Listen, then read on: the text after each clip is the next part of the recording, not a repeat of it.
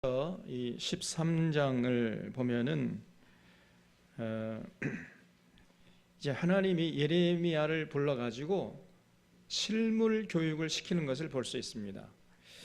어느 날 하나님이 예레미야에게 말씀하셨어요. 너는 가서 시장에 가가지고 배띠를 사라.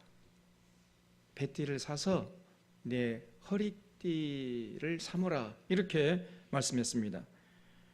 그래서 여기 1절에 보면 배띠를 사서 내 허리에 띠고 물에 적시지 말라 하시기로 그랬죠. 그래서 이 허리띠를 삼기 위해서 배띠를 사라 그랬습니다. 근데 유대인들의 옷은요, 뭐 여러분도 아시다시피 그 부대 같아요. 부대, 쌀 부대 있잖아요. 그래가지고 그냥 위에서 밑으로 뒤집어 쓰는 겁니다. 그냥 통으로 돼 있어요. 우리처럼 뭐 바지가 있고 뭐 상의가 있고 그런 게 아니고 그냥 이렇게 머리에서부터 이렇게 뒤집어 쓰는 겁니다. 그러면 이게 이제 옷이 되는 거예요. 그러니까 허리띠가 꼭 필요한 거죠. 그래서 가운데 이제 허리띠 딱 이게 이렇게 묶어야 행동이 민첩하게 된다 그 말이죠. 그래서 배띠가 반드시 필요합니다. 그 상상이 되죠? 어떤 모습이 상상이 되죠? 그래서 그 예레미야가 이제 시장에 가서 배띠를 사가지고 허리띠를 삼았어요. 그때 또 하나님의 음성이 들려왔습니다. 너 지금 네가 허리띠를 삼고 있는 그 배띠를 유프라데 강까지 가서 거기서 묻고 와라. 이렇게 말씀하시는 거예요. 여기 그 4절의 말씀 보니까 너는 사서 내 허리에 띈 띠를 가지고 일어나 유브라데로 가서 거기서 그것을 바이템에 감추라 하시기로. 여러분 그 예루살렘에서부터 유프라테 강까지는요 한 4개월 정도 되는 거리입니다. 뭐 여기 옆집 그 뭐 순천 가는 그 거리가 아니에요. 한 4개월 정도 걸려서 가게 되는 굉장히 먼 거리입니다. 거기까지 가서 배띠를 묻고 그 강가에다 묻고 와라. 그렇게 말씀하시는 거죠. 그래서 내가 여호와께서 명령하신 대로 가서 그것을 유브라데 물가에 감추니라. 그리고 이제 예루살렘으로 왔더니 또 하나님의 음성이 들려왔어요. 너 가서 그 강가에 묻은 배띠를 파보라 그랬어요. 예? 다시 유브라데로 가라고, 강가로 가라고. 지금 방금 왔는데요. 다시 가. 그러니까 여러분 유프라데 강까지 가는데 4개월, 오는데 4개월, 또 거기서 일 보는데 뭐 한 1, 2개월 있었겠지요? 그러니까 한 1년 정도 지났는데 또 가보라는 거예요, 또. 그래서 가는데 또 4개월 걸렸을 거 아닙니까? 그러니까 1년 된 그 배띠를 강가에서 파보니까 어떻게 됐겠어요? 다 썩어버리고 곰팡이가 슬었겠지요? 그때 하나님 음성이 들려온 겁니다. 여기 6절에 보면 여러 날 후에 여호와께서 내게 이르시되 일어나 유프라데로 가서 내가 네게 명령하여 거기 감추게 한 띠를 가져오라 하시기로 내가 유브라데로 가서 그 감추었던 것을 파고 띠를 가져오니 띠가 썩어서 쓸 수 없게 되었더라 그랬어요. 배띠가요 썩어버린 겁니다.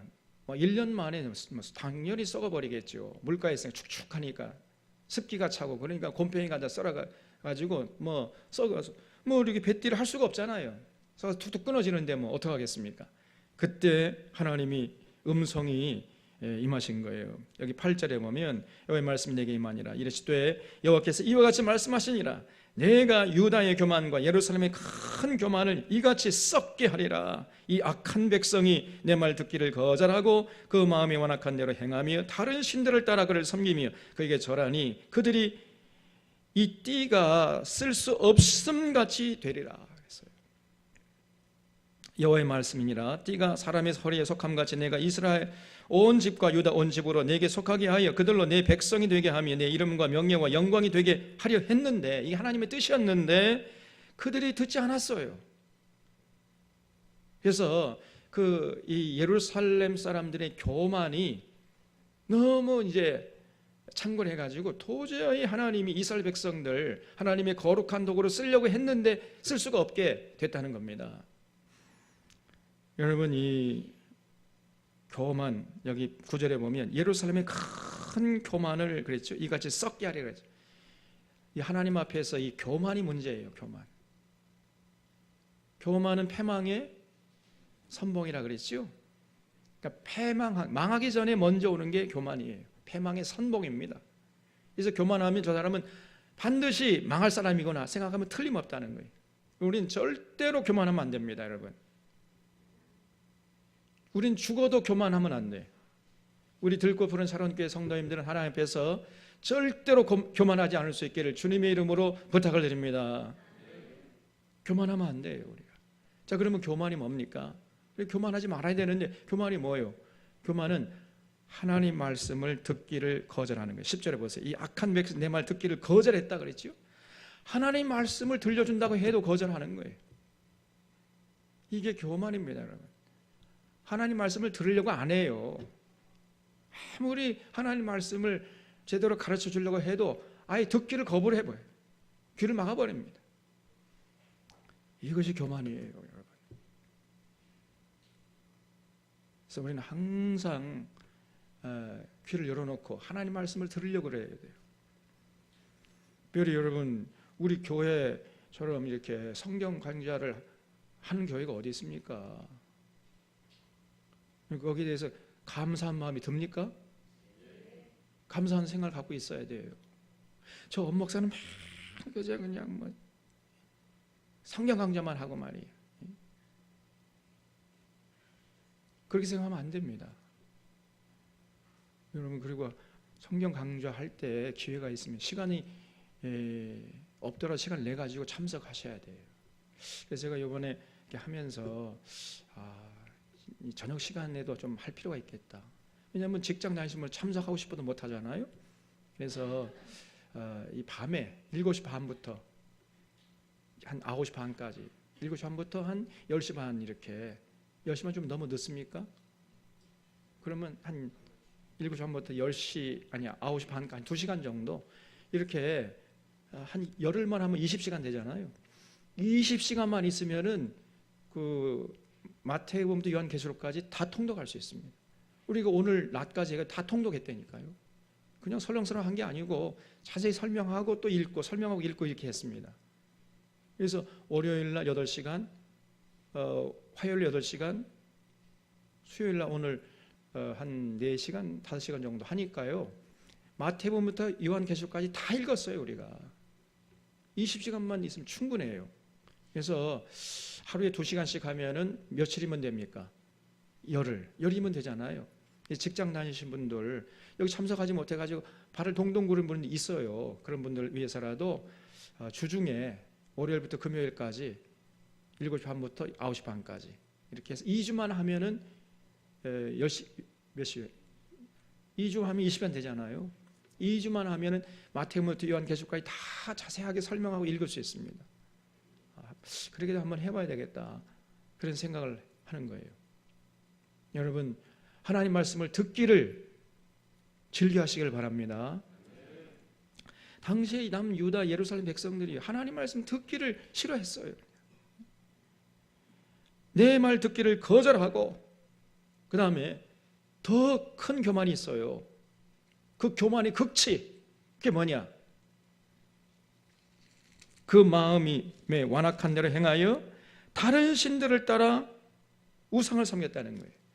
이게 교만의 극치입니다, 여러분. 그러니까 이 우상이란 건 뭐지요? 이스라엘 백성들이 자기들의 손으로 만든 나무 조각이나 돌 조각에 불과한 거 아닙니까? 이스라엘 백성들이 그 나무 조각, 돌 조각을 가져다가 거기다가 이제 이렇게 형상을 만들어 놓고 그걸 신이라고 섬겼어요. 자기들이 만든 신이에요. 그래 놓고는 그 앞에 신이라고 하면서 절을 하는 거예요.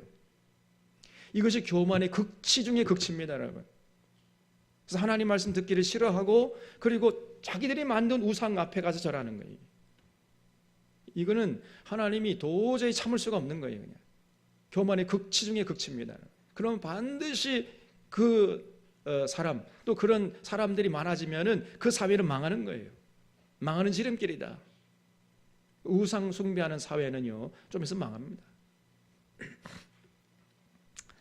그래서 이스라엘 백성들이 당시 남유다 예루살렘 사람 특별히 하나님 말씀 듣기를 거부하고 자기들이 손으로 만든 그 바알이라는 우상 앞에 가서 무릎을 꿇고 절을 했던 거예요. 이 교만이 극치 중에 극치죠. 그래서 이제 내가 저 남유다 예루살렘 사람들 쓸어버릴 거다. 도저히 쓸 수가 없어요. 뱃띠가 썩으면은 쓸 수가 없잖아요. 원래는 이 뱃띠 참 허리띠 해가지고 요긴하게 쓸 수 있었는데 썩어버려가지고 도저히 쓸 수가 없다니 예루살렘 이 사람들을. 하나님이요 정말 참 마음이 상하셨습니다. 하나님의 계획대로 따라주면 좋겠는데 이 사람들이 안 따라주는 거예요. 그래서 여기 12절 보면은 그러므로 너는 이 말로 그들에게 이르기를 이스라엘 하나님 여호와의 말씀에 모든 가족 부대가 포도주로 차리라 하셨다 하라. 그리하면 그들이 내게 이르기를 모든 가족 부대가 포도주로 찰 줄 우리가 어찌 알지 못하리요. 이렇게 얘기하는 이 교만이에요 이게. 그러니까 그 하나님이 이스라엘 백성들을 포도를 줘가지고 포도주 틀에 차게 만들어 주니까 아이고 그건 뭐 당연한 거지 뭐. 내가 한 거야. 내가 농사 지어가지고 내가 포도주 다 해서 포도주 그거 내가 만든 거야. 전혀 하나님께 감사할 줄도 몰라요.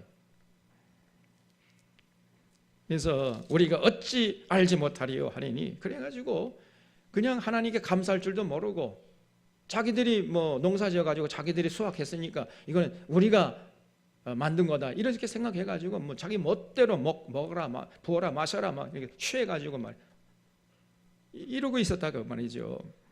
그러면서 방탕했습니다. 전혀 하나님께 나가서 감사치도 않고 하나님께 영광을 돌리지도 않고 그러니까 전혀 뭐 하나님 말씀 무시해버리고 이렇게 살았던 거예요.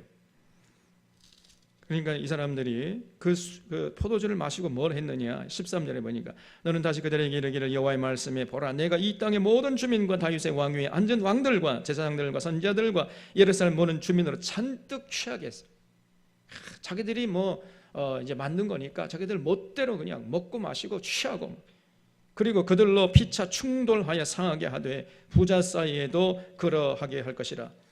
그래서 뭐 술 취해가지고 서로 싸우고 다투고 말이죠. 심지어는 부자 사이에도 그랬대요. 이 부자가 돈 많은 사람이 아니고 아버지와 아들 간 관계에서도 서로 그냥 치고받고 싸우는 거예요. 서로 술 먹고 술 취해가지고. 그러니 내가 그들을 불쌍히 여기지 아니하며 사랑치 아니하며 아끼지 아니하고 멸하리라 하셨다 하라 여호와의 말씀이니라. 이 사람들이 전혀 뭐 하나님 말씀 들으려고 하지도 않고 바알 앞에 가서 바알 앞에 무릎 꿇고 바알 앞에 영광을 돌리고 하나님이 이른 비와 늦은 비를 주셔가지고 배불리 먹게 하시면요 자기들이 잘나서 그런 줄 알고 그냥 뭐 멋대로 사용해버리고 먹고 마시고 취하고 그냥 서로 싸우고 다투고 이런 짓을 했다 그 말이죠. 조금 오늘날 한국 사회 좀 비슷하죠. 그래서 그런 자들을 하나님이 가만두겠냐 말이죠. 15절 너희는 들을지어다 귀를 기울일지어다 교만하지 말지어다 그랬어요. 이 교만죄가 가장 큰 죄입니다. 여호와께서 말씀하셨습니다. 그가 어두움을 일으키시기 전 너희 발이 어두운 산에 거치기 전 너희 바라는 빛이 사망의 그늘로 변하여 침침한 어둠이 되게 하시기 전에 너희 하나님 여호와께 영광을 돌리라. 모든 그 영광 하나님께 돌려야 돼요. 우리는 아무것도 아닙니다. 하나님이 하셨습니다. 뭐 하나님께 영광을 돌려야 되는데 이 사람들은 그렇게 하지 않았다는 거지요. 너희가 이를 듣지 아니하면 나의 심령이 너희 교만으로 말미암아 은밀한 곳에서 울 것이며 여호와의 양떼가 사로잡힘으로 말미암아 눈물을 흘려 통곡하리라. 그러면 우리 하나님의 심정이 상해요. 너는 왕과 왕의 전하기를 스스로 낮추어 앉으라. 관 곧 영광의 멸관이 내렸다 하라. 네겝의 성읍들이 봉쇄되어 열자가 없고 유다가 다 잡혀가되 온전히 잡혀가도다. 여기 네겝의 성읍이라는 거는요, 이 이스라엘 백성들 보면 맨 그 애굽 땅하고 붙어 있는 그 광야, 그 사막, 그 미디안 광야, 그 맨 남쪽 그 네겝의 사막이라고 그래요. 거기에 지금은 이스라엘 백성들의 그 이스라엘 나라의 정보부 있잖아요. 이스라엘 정보부가 뭐죠? 모사드가 있어요. 그 사막에. 무섭습니다, 여러분. 그래서 거기는 사람이 살기 힘든 곳이에요. 네, 그 이제 사람이 살 수 있는 그 마지막 그 마지노선 거기에 이제 사람이 살고 있었는데 그거 바로 네겝 성읍입니다. 그 네겝의 성읍들이 봉쇄되어서 열자가 없고 유다가 다 잡혀가도 온전히 잡혀가도다. 그러니까 이 남쪽 유다가요 이제 완전히 그저 잡혀갈 사람들까지 전부 잡혀가게 된다는 거죠. 이게 하나님의 분노의 심판입니다. 너는 눈을 들어 북방에서 오는 자들을 보라. 내게 맡겼던 양떼, 내 아름다운 양떼는 어디 있느냐? 너의 친구 삼았던 자를 그가 내 위에 우두머리로 세우실 때에 내가 무슨 말을 하겠느냐? 내가 고통에 사로잡힘이 산고를 겪는 여인 같지 않겠느냐? 내가 마음으로 이르기를 어찌하여 내게 이런 일이 내게 닥쳤는가 하겠으나 너의 죄악이 크므로 내 치마가 들리고 내 발꿈치가 상함이니라. 하나님이 이스라엘 백성들의 그 교만 죄를 심판하신다는 거지요. 이스라엘 백성들이 교만해요. 전혀 하나님 뜻 살피지 않고 하나님께 감사치도 않고 오히려 바알에게 나가서 무릎 꿇고 바알에게 감사하고 말이에요. 그러니 하나님이 이제 그들을 심판하시겠다는 거죠. 23절에 구수인이 그의 피부를 표범이 그의 반점을 변하게 할 수 있느냐? 할 수 있을진데 악에 익숙한 너희도 선을 행할 수 있으리라. 이 구수라는 것은 지금 아프리카의 그 이집트 밑에 있는 이디오피아를 말합니다. 거의 구수 땅이라고 그래요. 그 아주 그 피부색이 굉장히 검습니다. 그 검은 흑인들, 그 흑인들의 피부를 희게 할 수 있어요? 없지요. 할 수 없습니다.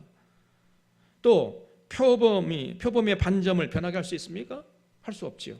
그런 것처럼 그 당시 그 남유다 이스라엘 백성들의 그 교만, 그 악을 도저히 어떻게 회개하게 할 수 없다는 거예요. 하나님이 아무리 회개하게 하려고 해도 안 들어요, 이 사람들이.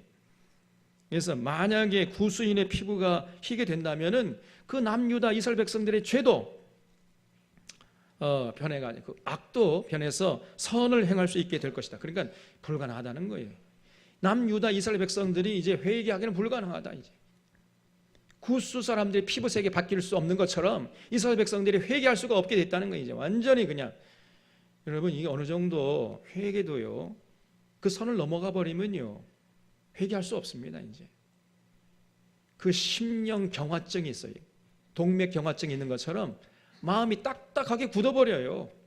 그럼 회개할 수가 없습니다. 이제 아무리 회개시키려고 해도 회개 안 되는 거예요. 그 전에 돌이켜야 됩니다, 여러분. 일단 그냥 마음이 돌처럼 딱딱하게 굳어버린 사람이 있다니까요. 그 어떤 말을 해도 그걸 듣지 못하고 깨닫지 못하고 회개할 수 없습니다. 그런 사람들이 있어요, 여러분. 우리 한국 교회에도 많이 있습니다. 제가 볼 때 저기 있어요. 안 돼요. 아무리 돌이키게 하려고 해도 안 됩니다. 이미 돌이키기 늦었어요. 이제 마음이 굳어버린 거예요. 돌처럼 딱딱하게 굳어버렸어요. 당시 남유다 예루살렘 백성들이 그러했다는 것입니다. 구수인의 피부를 희게 할 수 없는 것처럼 표범이 그의 반점을 희게 할 수 없는 것처럼 악에 익숙한 당시 남유다 이스라엘 백성들을 회개케 할 수가 없다. 이런 얘기죠. 그러니까 이제 그들에게 남은 건 뭡니까? 분노의 하나님의 심판, 저주의 심판밖에 남은 게 없다. 이런 얘기입니다. 그러므로 내가 그들을 사막 바람에 불려가는 건불같이 흩으리로다. 여호와의 말씀이니라. 이는 내 몫이요 내가 헤아려 정하여 내게 준 분깃이니 네가 나를 잊어버리고 거짓을 신뢰하는 까닭이라 그랬어요. 이 사람들은요 진실을 말해주면 듣기 싫어요. 거짓을 말하면 손뼉치고 좋아해요. 환호하고. 그러니 어떻게 하나님의 심판에서 벗어날 수 있겠습니까? 그러므로 내가 너의 치마를 내 얼굴에까지 들춰서 내 수치를 드러내리라. 내가 너의 간음과 사악한 소리와 들의 작은 산 위에서 내가 행한 음란과 음행과 가증한 것을 보았노라. 화했을진저 예루살렘이여 네가 얼마나 오랜 후에야 정결하게 되겠느냐 하시니라. 하나님의 택한 백성들이 이 모양이었어요. 그러니까 여기서 27절에 말하는 것은 이제 바알을 섬기는 모습을 이렇게 이제 간음하는 것으로 묘사한 것이죠. 이 사람들이요 걸핏하면은 하나님이 복을 주시잖아요. 그 주신 복을 가지고 바알 앞에 가는 거예요. 바알 앞에 가서 바알을 음란하게 섬겼습니다. 그냥 이 바알 종교라는 것은요, 아주 성적으로 굉장히 타락한 종교예요.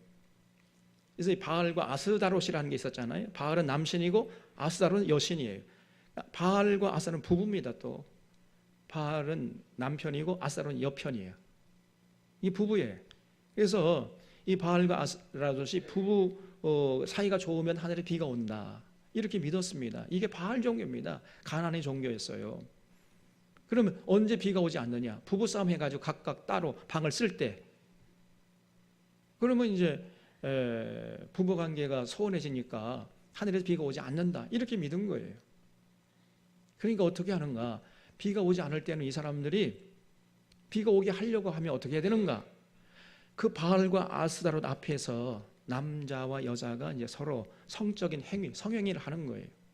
그러면 그걸 보고 이제 바알과 아스다롯이 마음이 통해가지고 서로 화해해가지고 또 같이 한 방을 쓰는 거예요. 그런 식의 사고 구조를 가진 것이 바알 종교입니다. 그러니까 이 바알을 섬기는 의식 자체가 굉장히 성적으로 타락했다고 말이에요. 이 이스라엘 백성들이 그런 짓을 해서 바알 앞에서, 그러면서 하나님이 아무리 돌아오라고 해도 안 돌아와. 겨우만에 하늘을 찔렀습니다. 그래서 결국은 하나님께서 그들을 심판하시겠다, 그런 얘기죠. 14장입니다. 가뭄에 대하여 예루살렘에게 임한 여호와의 말씀이니라. 유다가 슬퍼하며 성문의 무리가 피곤하여 땅 위에서 애통하니 예루살렘의 부르짖음이 위에 오르도다. 하나님이요, 이른 비와 늦은 비를 그냥 주지 않으신 거예요. 그랬더니 가뭄이 오죠. 귀인들이 자기 사원들을 보내어 물을 얻으려 했으나 그들이 우물에 갔어도 물을 얻지 못하여 빈 것으로 돌아오니 부끄럽고 근심하여 그들의 머리를 가리며 땅에 비가 없어 지면이 갈라지니 밭 가는 자가 부끄러워서 그의 머리를 가리는도다. 들의 암사슴은 새끼를 낳아도 풀이 없으므로 내버리며 들의 나귀는 벗은 산 위에 서서 승냥이 같이 헐떡이며 풀이 없으므로 눈이 흐려지는도다. 극심한 가뭄이 온 겁니다. 팔레스타인 땅은 워낙 또 비가 잘 오지 않는 땅인데 그나마 또 비가 안 오는 거예요. 그 팔레스타인 땅의 강수량, 1년 강수량이 우리 여름날에 하루 아침에 오는 강수량과 비슷합니다. 1년 동안의 강수량이. 그러니까 얼마나 이 이스라엘 땅이 메마른 땅이냐고 말이에요. 근데 그마저도 또 비가 오지 않으면 어떻게 되겠어요? 풀이 다 말라버리는 겁니다. 그러면 가뭄이 오면 뭐가 오죠? 아무리 농사 질 수 있습니까? 없습니까? 없는 거예요. 그러니까 기근이 오는 겁니다. 굶주림이 허덕이는 거예요, 그냥. 이게 이제 하나님께 돌아오는 신호인데 그 갈 줄 몰라, 이스라엘 백성들이. 그렇게 해도 안 돌아오니까 이제 하나님이 어떻게 할 줄 모르는 거예요, 그냥. 하나님이 벙벙하세요, 그냥. 그 약속대로 이스라엘 백성들 돌아오라 해도 안 돌아와. 돌아오라는 신호를 하늘에서 비를 끊쳐가지고 돌아오게 하려고 해도 안 돌아와요. 그럼 이제 쳐야 돼. 이제 치면은 다 죽어버리잖아요. 그럼 칠 수도 없고 또 안 치자니 하나님의 거룩성이 훼손되고 칠 수도 없고 안 칠 수도 없고 그러면서요 하나님이 그냥 막 정신이 나가버린 거예요. 벙벙해가지고. 그래서 하룻밤 유숙하는 나그네처럼 구원치 못하는 용사같이 어떻게 할 줄 몰라요, 하나님이. 이런 모습을 예레미야가 봤단 말이에요. 그러면서 막 울부짖어요. 예레미야가 이게 7절 이하입니다. 여호와여, 우리의 죄악이 우리에게 대하여 증언할지라도 주는 주의 이름을 위하여 일하옵소서. 우리의 타락함이 많으니이다. 우리가 주께 범죄하였나이다. 이스라엘의 소망이시여 고난당한 때에 구원자시여 어찌하여 이 땅에 거류하는 자같이 하룻밤을 유숙하는 나그네같이 하시나이까. 어찌하여 놀란 자 같으시며 구원치 못하는 용사 같으시니까 여호와여. 이렇게 막 울부짖어요, 예레미야가. 하나님, 우리는 부족하고 죄를 범한다 할지라도 하나님은 하나님이시니까 하나님의 일을 하시옵소서. 왜 하나님이 구원치 못하는 용사같이 벙벙 놀라 당황하십니까? 하나님이요, 막 이제 당황하시는 거예요. 아무리 토록 이게 하려고 해도 이 이스라엘 백성들이 안 따라주니까요. 하다 못해가지고 이제 하나님이 당황하시기 시작하는 거예요. 이제 약속대로 저걸 쳐버리면은 한 대 때리면 다 죽어버리잖아요. 때릴 수도 없고 안 때리자니 때리는 약속을 해놨고 내가 친다, 칠 거야, 그러니까 빨리 돌아와 이렇게 해놨는데 그래도 안 돌아와. 또 그건 이제 쳐야 돼. 치면 다 죽어버리니까 칠 수도 없고 이럴 수도 없고 저럴 수도 없고 진퇴양난에 빠졌단 말이에요. 하나님이 이런 모습을 보면서 예레미야가 울부짖었습니다. 주여, 주는 여호와 아니십니까? 우리는 부족할지 할지라도 주는 여호와의 일을 하시옵소서. 왜냐하면 이게 하나님의 심정, 하나님의 상황이었습니다. 여러분, 어떻게 할 수가 없어요. 하나님이요, 능력이 없어서 그런 게 아닙니다. 하나님의 도구로 쓰시려고 어떻게 얼르고 다르고 그래서 좀 훈련시켜가지고 하나님의 도구로 쓰시려고 그렇게 하나님이 애를 썼는데 이스라엘 백성들이 안 따라주는 거예요. 이게. 그러니까 하나님도 어떻게 할 수가 없어요. 우리 하나님은 인격이시라 그랬죠. 우리 하나님은요, 말로 하세요. 말로. 그러니까 하나님 힘드세요. 저거 다 그냥 한 대 쳐가지고 다 그냥 싹 쓸어버리고 새롭게 시작하고 그러면 좋겠지만은 또 그렇게 하시지 않으세요. 하나님이 끝까지 말로 하시고 스스로 자신의 지성과 인격을 가지고 깨닫고 돌아올 때까지 기다리세요. 그러니까 하나님도 하나님 노릇하기가 힘들어요. 여러분, 그런 하나님의 심정을 헤아릴 줄 아는 자가 되어야 됩니다. 우리 들고 부른 샤론교회는 이런 성숙한 하나님의 자녀들이 되어주시기를 주님의 이름으로 부탁을 드립니다. 이 철든 자녀들은요, 부모님의 입장과 부모님의 형편도 헤아릴 줄 알아요.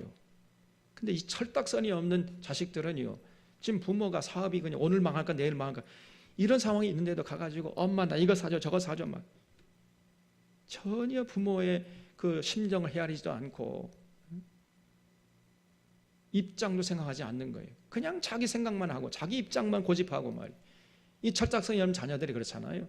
그러다가도 이제 철이 들으면은 부모님 입장도 고려할 줄 알고 생각할 줄 알고 이런 자가 되지 않습니까? 여러분, 이 성숙한 성도는요, 부모님의 심정, 하나님의 심정, 그런 하나님의 입장에서 생각해 볼 줄 알아야 돼요. 맨날 그저 하나님 나 복 주세요. 그냥 맨날 그저 자기 잘 되게 해달라고 기도나 하고 있고 하나님의 심정은 지금 화가 나가지고 그냥 때려 죽일까 말까 이런 상황에 가가지고 하나님 나 복 주세요. 복 이러고 앉아 있어요. 참나.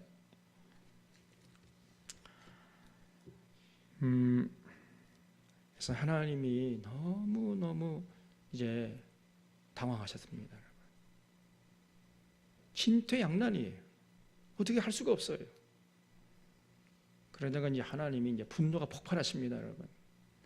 그래서 이 10절에 여호와께서 이 백성에 대하여 이같이 말씀하시되 그들이 어그러진 길을 사랑하여 그들의 발을 멈추지 아니하므로 여호와께서 그들을 받지 아니하시고 이제 그들의 죄를 기억하시고 그 죄를 벌하시리라 하시고 여호와께서 또 내게 이르시되 너는 이 백성을 위하여 복을 구하지 말라 그랬어요. 여러분, 이제 때가 지나면요 복을 구할 수도 없습니다. 구해도 안 돼요. 이제 그들이 금식할지라도 내가 그 부르짖음을 듣지 아니하겠고 번제와 소제를 들을지라도 내가 그것을 받지 아니할 뿐 아니라 칼과 기근과 전염병으로 내가 그들을 멸하리라.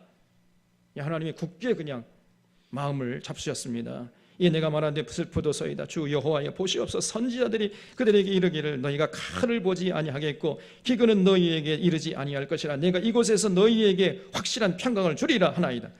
이런 거짓 선지자들이 또 판치고 있었습니다. 전부 거짓말입니다. 그죠? 그냥 이스라엘 백성들 듣기 좋은 말만 해요. 그런 사람들 여러분 경계해야 됩니다. 여러분, 여기는 예루살렘 성전이 있기 때문에 안전합니다. 어떤 적군이 쳐들어와도 여기는 안전합니다. 평화로다. 다 거짓말이었습니다.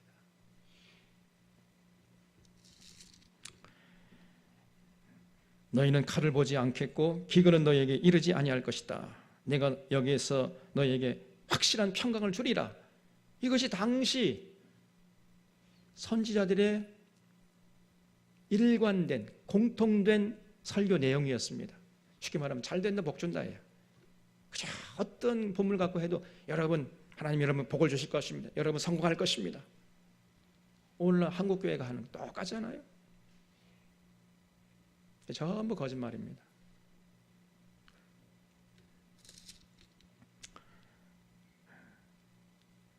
이렇게 하지만은 14절에 여호와께서 내게 이르시되 선지자들이 내 이름으로 거짓을 예언하는도다. 나는 그들을 보내지 아니하였고 그들에게 명령하거나 이르지 아니했거늘 그들이 거짓 계시와 점술과 헛된 것과 자기 마음의 거짓으로 너에게 예언하는도다 그랬지요. 당시 남유다 백성들이 저렇게 타락한 이유가 뭐냐? 거짓 선지자의 말이 홀려버린 거예요. 그냥 거기 휘둘린 거예요. 오늘 한국 교회도 이 거짓 선지자들이 많이 있습니다, 여러분. 그냥 잘 되나 복 준다 이런 설교밖에 안 해. 결국 하나님의 심정을 전하는 게 아니고 하나님의 진리의 말씀을 선포하는 것이 아니고 백성들의 이 성도들의 귀에 달콤하게 들리는 이런 설교만 해야 되는 겁니다. 그냥 전부 영적인 불감증이나 영적인 당뇨병이 다 걸려 있는 거예요. 성도들이 진리를 분별해서 능력이 사라져 버렸어요. 이제 우리 샤론 교회는 절대로 그러한 우를 범하지 않기를 주님의 이름으로 부탁을 드립니다. 여러분, 하나님이 심정을 해야 할 줄 알아야 돼요. 그래서 나는 그들을 보내지 아니하였고 그들에게 명령하거나 이르지 아니하였거늘 그들이 거짓 계시와 점술과 헛된 것과 자기 마음의 거짓으로 너에게 예언하는도다. 그러므로 내가 보내지 아니했어도 내 이름으로 예언하여 이르기를 칼과 기근이 이 땅 이르지 아니하리라 하는 선지자들에 대하여 여호와께서 이같이 말씀하셨노라. 그 선지자들은요 칼과 기근에 다 죽을 것입니다. 그리고 중요한 것은 그들의 예언을 받은 백성, 건져 줄쳐보십시오. 그들의 예언을 수용한 백성들은 마찬가지예요. 그들도 기근과 칼로 말미암아 예루살렘 거리에 던짐을 당할 것인즉 그들을 장사할 자가 없을 것이요 그들의 아내와 아들과 딸이 그렇게 되리니 이는 내가 그들의 악을 그 위에 부음이니라 그랬죠. 참 놀라운 얘기입니다. 무슨 말이에요? 여러분, 리더십도 건강해야지만 팔로십도 건강해야 된다는 겁니다. 그래서 리더십이 병든다 할지라도 팔로십이 건강하면 그런 병든 리더십 안 따라가면 될 거 아니에요. 그런데 이 팔로십마저 병들어 버렸어요. 누가 진짜 선지자인지 누가 거짓 선지자인지 분별을 못하고요 참 선지자를 거부해버리고 거짓 선지자를 따라가 버려요. 당시 남유다 이스라엘 백성들이 그랬습니다. 여러분, 그러면요 이제 돌이킬 수가 없는 것이요.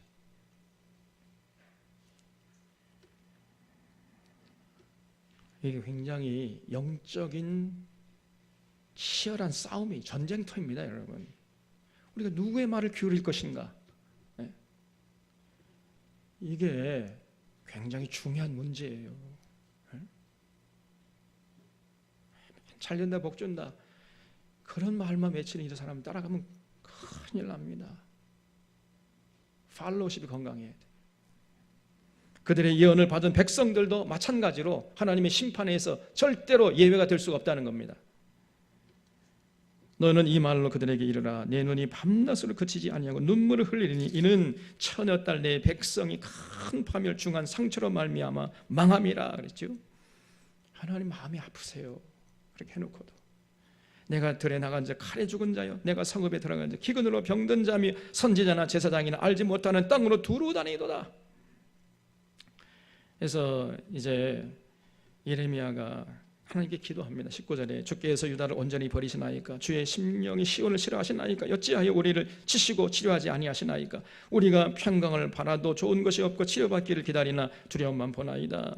여호와여 우리의 악과 우리 조상의 죄악을 인정하나이다. 우리가 주께 범죄하였나이다. 주의 이름을 위하여 우리를 미워하지 마옵소서. 주의 영광의 보호자를 욕되게 마옵소서. 주께서 우리와 세우신 언약을 기억하시고 피하지 마옵소서. 이방인의 우상 가운데 능히 비를 내리게 할 자 있나이까 하늘이 능히 소나기를 내릴 수 있으리까 우리 하나님 여호와여 그리하는 자는 주가 아니나이까 아니시니까 그랬죠. 거기 줄쳐 보십시오. 여기 이방의 우상 가운데 능히 비를 내리게 할 자가 있나이까. 근데 당시에 바알 섬기는 사람들은요 바알이 하늘에서 비를 내려준다 이렇게 믿었다 그래요. 제가 말씀드렸죠. 바알과 아스다롯이 부부관계를 맺을 때 하늘에서 비가 온다. 이게 바알 종교의 핵심이에요. 그래서 비가 안 오면요 비를 내리게 하기 위해서 바알과 아스라 앞에 모여가지고 남녀 거기 그 바알 제사장 그 바알 이 공창이라고 했어요. 이 공창하고 그 제사들의 남자하고 성적인 관계를 맺는 거예요. 그러면 그걸 보고 이제 마음이 동해가지고 바알과 아스라 부부 관계를 하게 되면 하늘에 비가 온다. 이게 바알 종교의 핵심입니다. 이른 비와 늦은 비를 내려주신 게 바알인 줄 알았어요. 그게 바알 종교의 핵심인데 이 어리석은 이스라엘 백성들이 바로 그 바알 종교의 영향을 받아가지고 하늘에서 비를 내려주시면 여호와가 아니고 바알이다 이렇게 믿었다니까요. 굉장히 중요한 얘기입니다. 이게 여러분, 오늘날도 하늘에서 비를 내리게 하시거나 비를 그치게 하시는 분은 누구십니까? 어떤 하나님? 여호와 하나님 아닙니까? 여호와 하나님. 그 하나님의 성함이 여호와 아니에요. 여호와 하나님이 때를 따라서 이른 비와 늦은 비를 내려주셔서 우리로 하여금 풍년을 맺게 하신 분 아닙니까? 그런데 당시에 예루살렘 하나님의 택한 백성들이 자기들이 손으로 깎아서 만든 그 바알, 그 돌멩이나 나무 조각에 불과한 그 바알이 비를 내려준다, 또 비를 그치게 한다, 이렇게 믿었던 거예요. 얼마나 어리석은 자들이냐 그 말이에요. 그러면서 진짜 자기들에게 복을 주시는 여호와 하나님은 경홀히 하고 하나님 말씀 안 듣고 참 선지자를 도로 때려 죽여버리고 거짓 선지자 바알 선지자를 따라가 버렸어요. 오늘날도요, 그 이스라엘 백성들의 어리석음을 똑같이 반복하고 있습니다. 이스라엘 백성들이 얼마나 어리석게 느껴집니까? 그런데 마찬가지예요. 똑같습니다. 뭐 별로 다른 게 없어. 이게 문제예요. 이스라엘 백성들이 얼마나 어리석게 느껴지잖아요. 야, 저렇게 어리석을 수가 있나. 그런데 사실은 오늘날도요, 신앙생활하는데 별 차이가 없다니까요. 여전히 마찬가지입니다. 역사는 반복되고 있어요. 그래서 우리 하나님의 심정이 상할 대로 상해 있다고 말이에요. 한국교회를 바라보면서 한국교회 안에 바알 선지자들이 득식을 해요. 그냥 그런 보는 눈이 있어야 됩니다, 여러분. 그래서 여기 15장에 보면 1절에 여호와께서 내게 이르시되 모세와 사무엘이 네 앞에 섰다 할지라도 내 마음은 이 백성을 향할 수가 없나니 그들을 내 앞에서 쫓아내 보내라. 그래서 이제 하나님이 심령이 상할 대로 상하신 거예요. 하나님의 심정이 이제는요 도저히 저 이스라엘 백성들에게 향할 수가 없다는 거예요. 이제 모세가 와서 엎드린다 할지라도 사무엘이 내 앞에 섰다 할지라도 내 마음은 이 백성을 향할 수가 없다. 이 얼마나 무슨 얘기입니까? 여러분, 그 모세가 그 출애굽에서 이제 미디안 광야 40년 생활할 때 하나님께서 화가 나가지고 이스라엘 백성 다 쓸어버리려고 그랬잖아요. 그러니까 모세가 이제 엎드리는 것도 하나님 제발 고정해 주시옵소서. 지금 저 열방이 보고 있지 않습니까? 에? 열방이 보고 뭐라고 하겠습니까? 저 여호와라는 신이 말이야 자기 백성을 저 가나안까지 인도할 능력이 없으니까 그 미디안 광야에 인도해가지고 다 죽게 했다. 이렇게 뒤에서 떠들어댈 거 아닙니까? 그러니 하나님 제발 고정해 주시옵소서. 이러면서 그냥 요 하나님 바짓가랑이 자꾸 늘어지거든요. 모세가 그랬잖아요. 그러니까 하나님이 그냥 저 다 그냥 다 쓸어버리고 새롭게 시작하려고 그랬어요. 원래는 하나님께서 출애굽한 이스라엘 백성들이 너무 마음이 완악해가지고 그냥 원망하고 불평해야 되니까. 근데 모세가 그렇게 나와서 기도하니까요, 하나님 가만히 생각하면 모세 말이 일리가 있어요. 저 다 죽여버리면은 그 주변에 이제 열방들이 아이 그 저 여호와라는 작자가 자기 백성들 미디안 가나안까지 인도할 능력이 없어가지고 광야에서 다 죽게 했구나. 이렇게 이제 떠버릴 거 아니겠느냐. 그 말이 일리가 있어. 그래가지고요 용서해줬어요. 하나님 꼭 참으셨습니다. 근데 그것도 모르고 또 이스라엘 백성들이 그냥 또 날뛰는 거죠. 또 이제 사무엘이 그냥 하나님이 또 다 그냥 때려주고 치워버리려고 하니까 사무엘이 주님 제발 고정해 주십시오. 네. 또 이러고 또 바짓가랑이 붙잡네 또. 그래도 또 참았습니다. 하나님이. 그래도 이스라엘 백성들은 전혀 그 하나님의 심정 헤아릴지 몰라요. 그리고 또 엉뚱한지라고 바알을 섬기니까 또 하나님께서 가나안 땅에 정착하게 한 다음에 또 쓸어버리려고 했습니다. 몇 번이나. 그때마다 또 이제 아모스가 나왔어요. 아모스. 하나님 야곱 미약하오니 어떻게 서겠습니까? 제발 용서하시고 고정해 주시옵소서. 3번씩이나 그냥 이 아모스가 또 하나님 앞에 엎드리지 않았습니까? 그래서 하나님이 뜻을 돌이켰습니다. 뜻을 돌이켰어요. 근데 이제는 뜻을 돌이키기 싫다는 거예요. 뜻을 돌이키기에 이제 염증이 났다. 이제 내가 지쳤다. 그렇게 말씀하죠. 하나님이. 아무리 하나님이 뜻을 돌이키고 기다리고 돌아오기를 해도 안 돌아오는 거예요. 그리고 더 완악해져요. 또 점점. 그러니 내가 이제 이스라엘 백성들 더 이상 용서하지 않겠다. 내가 그들 용서하기 이제 지쳤다는 거예요. 이게 하나님의 심정이었습니다. 그런 모습을 본 사람이 예레미야 선지자였어요. 그래서 15장 1절 다시 보면 모세와 사무엘이 내 앞에 섰다 할지라도 내 마음은 이 백성을 향할 수가 없다. 얼마나 하나님의 심정이 상했었으면 그 자비하신 하나님께서 이런 말씀을 하셨겠습니까, 여러분? 우리 하나님 인격이시라 그랬죠? 완전히 잊지 마셔야 돼요. 하나님이 우리에게 복 주는 기계가 아닙니다. 우리 절 용서하는 로봇이 아니에요. 우리 하나님 인격이시라니까요. 그걸 잊지 마셔야 돼요. 그들이 만일 내게 말하기를 우리가 어디로 나가리요 하거든 너는 그들에게 이르기를 여호와께서 이와 같이 말씀하시니라 죽을 자는 죽음으로 나가고 칼을 받을 자는 칼로 나가고 기근을 당할 자는 기근으로 나가고 포로될 자는 포로됨으로 나아갈지니라 하셨다 하라. 이제 하나님이 분노하시겠다는 거죠. 그래서 여호와의 말씀이니라 내가 그들을 네 가지로 벌하리니 곧 죽이는 칼과 찢는 개와 삼켜 멸하는 공중의 새와 땅의 짐승으로 할 것이며 유다와 히스기야 아들 므낫세 이 사람 때문에 그랬어요. 이 사람이 완전히 나라를 거덜냈잖아요. 므낫세가 예루살렘의 행황수로 말미암아 내가 그들을 세계 여러 민족 가운데로 흩으리라. 므낫세가 온 국민들을 혼축케 해가지고 바알 우상 섬기게 했습니다. 전국 방방곡곡에 그냥 바알 신전을 세우고 바알 선지자들 중용하고 이랬잖아요.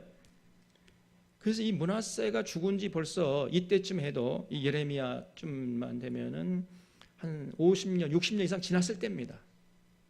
그래도 하나님의 분노가 해소되지 않았어요. 워낙 이 므낫세가 분탕질을 해놔가지고 그 이후로 이스라엘 백성들이요 하나님께 돌아갈 수가 없어요. 그냥.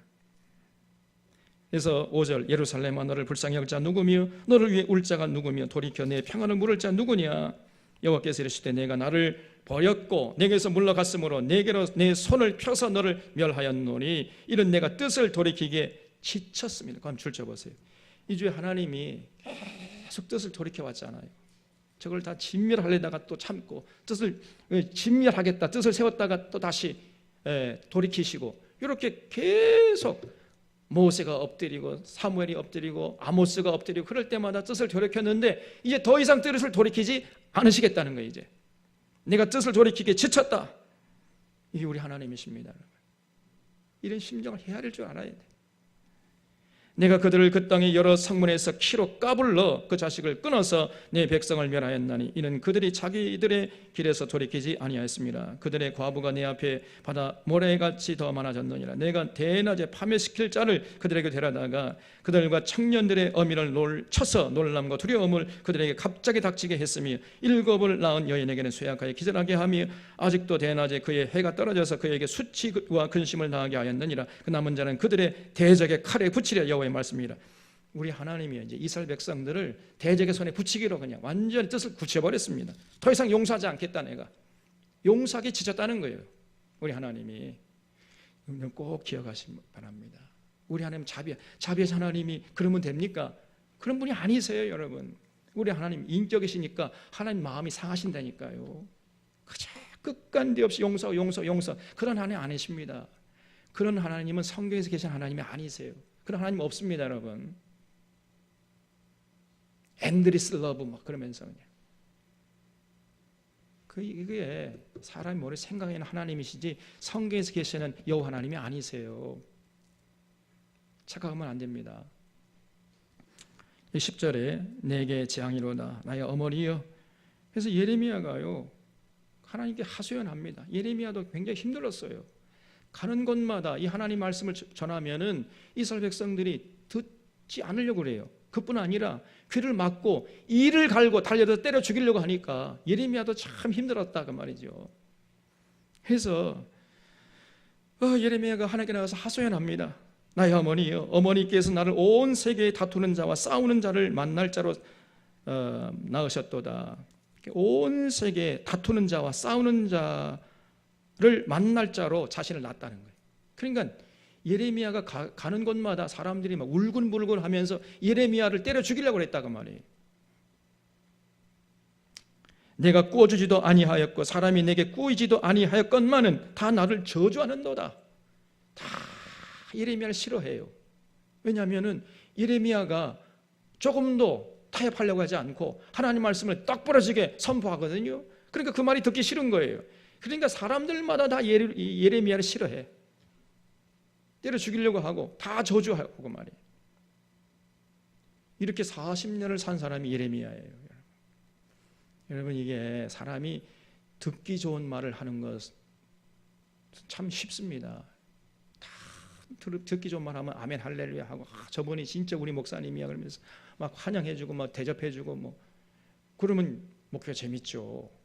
근데 여러분 그러면 하나님께 저주받습니다. 당장 돌이키십시오. 왜 그렇게 사십니까? 그렇게 살면 안 됩니다. 막 이런 얘기하면요 듣기 싫어합니다. 저 목사는 맨날 왜 저렇게 뭐 부정적이고 말이야, 비관적이고, 다 그냥 고개 돌려버려요. 40년 동안이나 그렇게 했으니 예레미야가 얼마나 힘들었겠습니까? 근데 그게 하나님의 뜻이었거든요. 그 하나님의 음성이었어요, 그게. 그래서 예레미야가 절규를 해요. 예레미야도 참 고민이 많았습니다. 예레미야가 그가 하고 싶어서 했습니까? 하나님이 하라고 하니까 마지못해 하는 건데, 하면은 또 이스라엘 백성들이 안 들어요. 안 듣는 것을 그치는 것이 아니고 때려 죽이려고 덤벼드니까 다 저주를 퍼붓고 막 그러니까 말이에요. 그래서 그렇게 하나님 앞에 나가서 참 하소연했지요. 11절, 그러니까 하나님이 이르시되 내가 진실로 너를 강하게 할 것이요 너에게 복을 받게 할 것이며 내가 진실로 너의 원수로 재앙과 환난의 때에 내게 간구하게 하리라. 하나님이 예레미야를요 자꾸 위로하세요. 예레미야야, 내가 너를 강하게 하겠어. 내가 너에게 복을 줄게. 내가 진실로 내 원수로 재앙과 환난의 때에 너에게 나와서 간구하게 해줄게. 예레미야 조금만 참아라. 자꾸 하나님도 곤란해. 예레미야가요 이제 쓰러져 버리면 곤란하잖아. 이제 하나님이 예레미야를 위로하시는 걸 볼 수 있지요. 또 12절에 보면 누가 능히 철곧 북방의 철과 노을 꺾으리요 그러나 내 모든 죄는 말미암아 내 국경 안에 모든 재산과 보물로 값없이 탈취를 당하게 할 것이며 내 원수와 함께 내가 알지 못하는 땅에 이르게 하리니 이는 나의 진노의 맹렬한 불이 너희를 살리려 함이라. 그러면서 이제 하나님께서 남유다를 치실 것을 말씀했습니다. 15절에 여호와여 주께서 아시오니 원하건대 주는 나를 기억하시며 돌보시사 나를 박해하는 자에게 보복하시고 주의 오래 참으심을 말미암아 나로 멸망하지 아니하게 하옵시며 주를 위하여 내가 부끄러움을 당하는 줄을 아시옵소서. 만군의 하나님 여호와시여 나는 주의 이름으로 일컬음을 받는 자라. 내가 주의 말씀을 얻어 먹었사오니 주의 말씀은 내 기쁨과 내 마음의 즐거움이오나 내가 기뻐하는 자의 모임 가운데 앉지 아니하며 즐거워하지도 아니하고 주의 손에 붙들려 홀로 앉았사오니 이는 주께서 분노로 내게 채우셨음이니라. 이 예레미야가 정말 외로웠다는 거지요. 누구 친구한 사람 없었습니다. 왜냐하면은 예레미야가 하나님의 말씀대로 전하다 보니까요 사람들이 다 듣기 싫어하는 거예요. 잘된다 복준다 그런 말을 하면은 사람들이 막 몰려오는데 하나님의 심판, 하나님의 저주 막 이걸 쏟아 보니까요 사람들이 뭐 예레미야를 가까이 할 리가 없는 거죠. 다 멀어지는 거예요. 예레미야가 오면 슬금슬금 피해 도망치는 거. 그것은 또 약과고요. 돌로 때려 죽이려고 덤벼드는 거예요. 그래서 여기 17절 하반절 보면 이는 주께서 분노로 내게 채우셨습니다. 그러니까 그 예레미야의 마음속에 있었던 분노가 거기 어디서 왔다고요? 하나님의 분노였다는 거예요. 하나님의 분노로 예레미야 마음속에 채웠어요. 그래서 남유다 이스라엘 백성들을 향한 이 예레미야의 분노는 사실은 하나님의 분노였단 말이죠. 그래서 하나님의 분노를 전해주면은 이스라엘 백성이 듣기 싫어해. 그럴 때려 죽이려고 덤벼들어요. 그래서 주께서 채우신 분노를 안고 제가 외롭게 이렇게 앉아있나이다. 저를 불쌍히 여겨 주시옵소서. 이렇게 기도하는 거죠 지금. 예레미야도 어떻게 할 수가 없습니다. 자기도 이스라엘 백성들 듣기 좋은 말, 잘 된다, 복 준다. 바벨론 군대가 오면은 여러분 염려하지 마십시오. 저 바벨론 군대가 결코 이 예루살렘 성을 함락시키지 못할 것입니다. 이렇게 사람들이 듣기 좋은 말을 좀 했으면 좋겠는데 그건 하나님이 전하는 말씀이 아니었잖아요. 그런 말을 할 수가 없었습니다.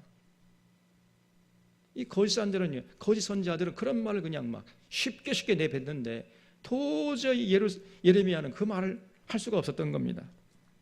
그래서 18절에 나의 고통이 계속하며 상처가 중하에 낫지 아니하면 어찌 됨이니까 주께서는 내게 대하여 물이 말라서 속이는 시내 같으시리까. 줄 쳐보세요. 물이 말라서 속이는 시내 같으시리까. 이게 참 이 문학적인 표현이 얼마나 절묘한지 몰라요. 여러분, 그 시내는 물이 콸콸 넘치잖아요. 그래서 목말라 가지고 야 저기까지만 가면 시내가 있고 그러면 물이 있을 거야 해가지고 막 죽을 똥 살 똥 모르고 시내까지 갔는데 애게게 이게 뭐야 젠장, 물이 다 말라버렸어요. 물 한 방울이 없는 거예요. 이게 바로 속이는 시내예요. 물이 말라서 속이는 시내 같으니까. 제가 주님께 나가서 주님을 의지하려고 주님께 나가서 헐떡거리며 주님께 나왔는데 주님께 위로받기는커녕 마음의 평안과 기쁨을 얻기는커녕 날마다 고통스러운 날이 이어지니까 마치 주님이 내게 속이는 시내 같지 않았습니까? 막 이렇게 불평하는 거예요. 예레미야가. 이 말이 무슨 말인지 이해가 되십니까? 아니 여기 가면 물이 있을 것이다 해가지고 갔는데 며칠 전에 있었어요. 물이 흥건히 고여 있었는데 가보니까 물이 말라버렸어 이제. 그래서 마실 물이 없는 거예요. 그런 것처럼 내가 주님께 가기만 하면 내가 이제 주님 위로받고 힘을 얻고 뭔가 문제가 해결되고 막 그럴 줄 알고 주님을 찾았는데 오히려 더 문제가 악화되고 말이죠. 더 고통이 가중되고 그런 수가 있잖아요. 예레미야가 그랬단 말이에요. 여러분, 인생이 이런 것입니다. 주님을 찾으면 모든 게 문제가 해결되고 뭐 승승장구하고 그런 세상 없어요. 그런 삶 없습니다, 여러분. 오히려 정말 진리 안에 살아가는 자들은 주님께 나가면 나갈수록요 더 고민과 번민이 많아지는 거예요. 제가 밤에 잠을 못 잔다니까요. 제가 원래 밤에 잠을 잘 자는 사람인데 이 한국교를 생각하면 잠이 안 와. 이 현실을 알면 알수록 주님의 말씀을 통해서 주님의 심정을 알면 알수록 마음의 평안에 있는 것이 아니라 더 걱정이 앞세우고 앞으로 이 미래가 어떻게 될 것인가 근심이 더 내 마음을 자리 잡고 있으니까 말이에요. 이 속이는 시내 같아요. 물이 다 말라가지고 속이는 시내 같으시니까 여호와 하나님께 가까이 나가서 진리를 알면 알수록 더 갈증이 난다고 말이죠. 현실은 따라주지 않고 이게 현실이에요. 근데 많은 목회자들이 예수님께 나가고 하나님께 나가면은 여러분 평안하고 문제가 다 해결되고 그렇지 않습니다. 현실이 그렇지 않은 거예요. 예레미야가 그랬습니다. 하나님께 나가서 도움을 구하면 구할수록 하나님의 뜻을 알면 알수록 자신의 인생은 더 고달파지는 거예요. 차라리 하나님의 뜻을 몰랐으면 좋겠어요. 저도 그냥 일반 목사님들처럼 그렇게 그냥 뭐 축복을 남발하고 그냥 저는 뭐 잘 먹고 잘 살고 뭐 이렇게 살았으면 좋겠어요. 근데 그게 안 돼요. 성경을 알면 알수록 하나님을 알면 알수록 그게 안 된단 말이에요. 예레미야 심정이 조금 이해가 돼요. 그런 말입니다. 이 18절 이해가 되십니까? 주님이 제게 대하여 물이 말라서 속이는 시내 같으시리까. 이게 얼마나 참 심각한 상황이냐고 말이에요. 여호와께서 이와 같이 말씀하실 때 내가 만일 돌아오면 내가 너를 다시 이끌어 내 앞에 세울 것입니다. 그래서 하나님께서 예레미야를 위로하십니다. 또 예레미야야 네가 내게 돌아오면은 내가 너를 다시 이끌어서 내 앞에 세워주고 만약 헛된 것을 버리고 귀한 것을 말한다면 내가 나의 입이 될 것이다. 그들은 내게로 돌아오느냐 너는 그들에게 돌아가지 말아라. 내가 너로 이 백성 앞에 견고한 놋 성벽이 되게 하리니 그들이 너를 칠지라도 이기지 못할 것은 내가 너와 함께하여 너를 구하여 건짐이라. 여호와의 말씀이니라. 내가 너를 악한 자의 손에서 건지며 무서운 자의 손에서 구원하리라. 하나님도요 예레미야가 이렇게 완전히 낙심하고 주저앉아 버리면 하나님도 곤란해요. 근데 하나님이 또 예레미야 위로하십니다. 예레미야 내가 너와 함께 해줄게. 참 이게 어렵습니다. 하나님의 뜻을 알면 알수록 목회를 제대로 하게 되니까 목회를 제대로 하면 할수록 이 목회가 쉽지 않아요, 여러분. 그 현실입니다. 왜냐하면은 타협하지 않으니까, 타협하지 않으면은 이게 목회가 고달퍼져요. 그냥 모른 척 넘어가기도 하고, 불의하도 타협하기도 하고, 그랬으면 이게 목회가 쉬운데 그렇게 할 수가 없어요. 그렇게 안 됩니다, 그게. 그러니까 이게 힘들어요, 이게. 예레미야가 그랬단 말이에요, 예레미야가. 하나님께 나가서 진리를 알면 알수록 그 삶이 더 고통스러워요. 이걸 40년 동안이나 예레미야가 감내했습니다. 그런 현실을 우리가 잊지 마셔야 돼요. 그래서 예레미야가 하나님의 상한 심정을 이렇게 경험한 거예요. 그래서 자기도 힘들고 고달프고 정말 그랬잖아요. 누가 내가 환영해 주는 사람 없고, 뭐 누가 한 사람 대접하는 사람 없고, 맨날 그냥 하나님 말씀 전하면 때려 죽이려고 그러고, 그게 쉽겠습니까? 그걸 40년 동안 그렇게 살았는데, 그래도 예레미야는 자기 길을 포기하지 않았습니다. 이게 진짜 선지자의 모습이에요. 이게 참 목자의 모습인 것입니다, 여러분. 그런 사람일수록 더 우리가 존경하고 따라주고 그 말에 귀를 기울이고 해야 할 텐데, 세상 그렇지 않습니다. 잊지 마시고 우리 사랑하는 서론의 교우들은 정말 하나님을 사랑하고 그 말씀을 통해 계시하시는 하나님의 심정이 어떠한가 언제나 그런 차원에서 살펴서 하나님을 기쁘시 하는데 최선을 다하는 여러분과 제가 될 수 있기를 주님의 이름으로 축원합니다.